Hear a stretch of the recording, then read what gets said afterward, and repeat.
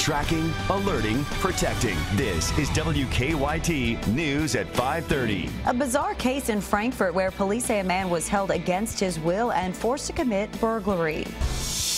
New evidence in a 3-year-old unsolved murder case is giving Boone County Sheriff's deputies a better idea of who their suspect is. And this man was lured into an investment scheme that cost victims millions of dollars. Who lured him in and what you can do to protect yourself coming up. WKYT News at 5:30 starts now. Good evening to you. A strange investigation in Franklin County. Police in Frankfort say a man called them this weekend saying he had been forced to commit a crime. They say the man said it started when he tried to get a ride back to his home in Shelbyville to take care of his sick son. WKYT's Sean Moody has the latest on what happened in our top story at 5:30. Frankfort police say their investigation began Sunday morning. They say a man called them from a home here along East Main Street saying he'd been forced to help with the burglary, then ditched here along the street. Police say this story has a lot of twists. This is one of these very complicated, crazy type stories. They say on Saturday night, a Shelbyville man came to Frankfort with 2 other men he knew. Police say while he was with them, he found out his child was sick back at home. They say he asked for a lift back to Shelbyville. They brandished a gun, pointed it at him, and told him he wasn't allowed to go anywhere. At that point, police said the man was a hostage. They say the man told them the 2 forced him to go with them to the Prince Hall Village apartments to commit a burglary. They got about close to $3,000 worth of items, mainly electronics and a little bit of jewelry items. All the while, police say a teenage girl and her 2-year-old daughter were with them. After that, police said they let the man go. One of the other people that was holding him hostage then took him to a neighborhood in Frankfort just off of East Main Street and put him out of the car. Yesterday evening, police arrested Casey Endicott and Thomas Wentz, charging each of them with burglary and unlawful transaction with a minor. Frankfort police tell me their investigation is still open. They say other charges could follow. In Frankfort, Sean Moody, WKYT. Both Endicott and Wentz declined our requests for interviews.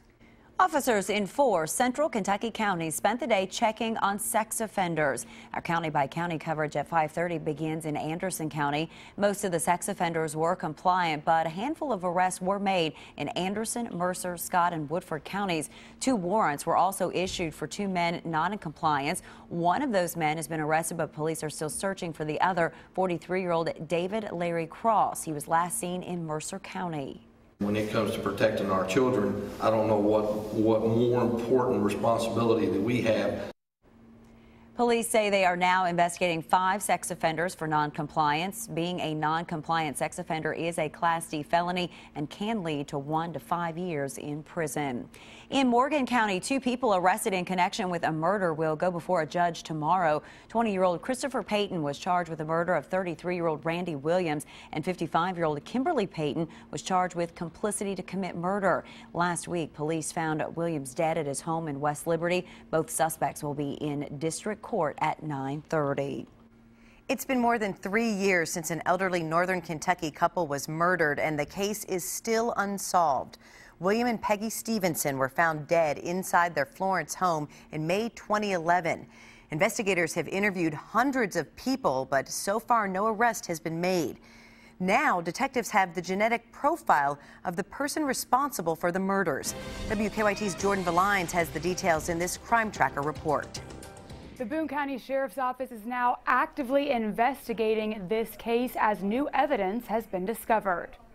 The Kentucky State Police Crime Lab recently found an unidentified DNA profile. This DNA profile was found in multiple locations at the crime scene. Detectives now have the genetic profile of the person responsible for the murder. The children of William and Peggy Stevenson recently released a short video asking anyone with information to come forward. As we have now passed the 3rd anniversary of their deaths, we are desperate for answers. Our parents were 2 of the most honest, loving, and caring people who've ever lived. They deserve justice, and our family needs answers. 2 detectives are now working on this case full-time, and they've also traveled to several states to investigate several different leads. In the newsroom, Jordan Valines, WKYT. If you have any information about the murders of William and Peggy Stevenson, you're asked to contact the Boone County Sheriff's Department.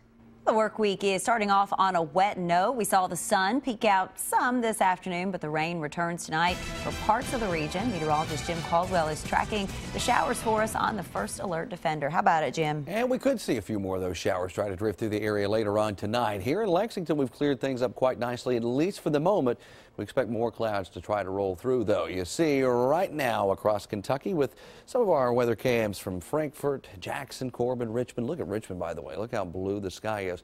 Still tracking clouds around the Frankfort area. So it's hit and miss for a lot of us out there. You go east, like Jackson, they're still covered up with that cloud cover. Temperatures running now in the mid-50s for those folks. They didn't get to recover because they had a shower pass through, they had the cloud cover, and they haven't got to see any sunshine yet. They might see a little bit here briefly. We're going to look at Defender, though. Showers just up the road here across parts of southern Ohio. Maybe some of that tries to trickle back down into northeastern parts of Kentucky. As you see there with that energy pressing through, a few showers now clearing out of eastern Kentucky. As far as the 3-day threat track is concerned, we will track some showers again during the day tomorrow and on Wednesday, and maybe some patchy frost going into your Thursday. But as far as major impacts, everything remains on the low side. But we're tracking all the nuisance issues for you as well with our 3-day threat track. Some chilly conditions are coming our way for midweek. I'll have those for you coming up in just a few minutes. This is a big day for the Kentucky Lottery. A new game is here. It's called the Monopoly Millionaires Club. The game is designed to spread the wealth among players by giving out multiple million-dollar prizes. It costs $5 a play, and lottery officials hope the game will give customers more chances to hit the jackpot. This game is a very different game, so it offers what players have asked for over and over again, which is kind of a stop point for our top prize and more millionaires. The Monopoly Millionaires Club draw will take place on Friday nights at 11:15. For more information on how to play the new game, just go to our website, WKYT.com. It seemed like a no-lose investment. Big returns in a short period of time. But as Sam Dick reports, victims lost millions, money they could have held on to if they had done one simple thing. I think it was the lure of quick money, the greed factor. It short circuits some of your defenses. Jack Thomas admits he should have done his homework before investing in a foreign currency investment, but the deal seemed too good to pass up. Other family members were already involved with a man named Alex and were boasting about making a lot of money. They were telling everybody in the family, you know, it's a good deal. In 6 months, he'd gotten like probably 10–15% of his initial investment back already in his account with his name on it. The family thought they were making money based on fake statements that the man supplied. I wanted to invest for my grandkids' education. Literally, days after Jack wired his money, the man fled the country with Jack's $50,000, as well as the $7 million from more than 150 other victims. I mean, you're stunned in the beginning. And then when you start to think, this money's never coming back. And this guy just took off with it. Postal inspectors say Alex Efrosman was a seasoned veteran in the scam business. He had no remorse because he did it not only once, but he did it twice. He did the same scam again. He was indicted on fraud charges years before this scam. Efrosman was a highly intelligent person, and rather than using his knowledge to benefit people, he used it to scam people. The money mostly went to personal use. He had expensive habits. He had a drug habit, so he would use it for drugs. He bought expensive cars, a Porsche. He would do work on his apartments. Postal inspectors say always check out a potential investment online. In fact, a simple internet search would have turned up the man's past record. I'm very skeptical on anything now. Norm will tell you. I don't jump into anything anymore.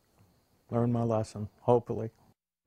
Well, that was our Sam Dick reporting. Efrosman pled guilty to wire fraud and was sentenced to 16 years in federal prison and ordered to pay $4 million in restitution.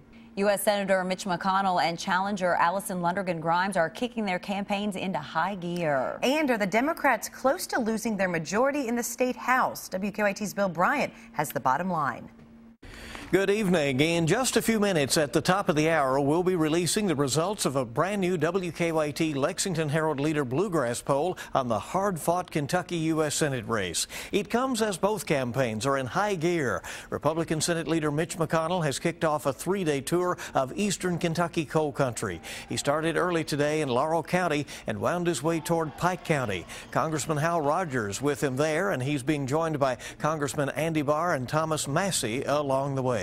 Meanwhile, McConnell's tough challenger, Democrat Allison Lundergan Grimes, is also in the middle of a busy week. She kicked off a leg of her campaign that's being called Grandmas for Grimes in Louisville today.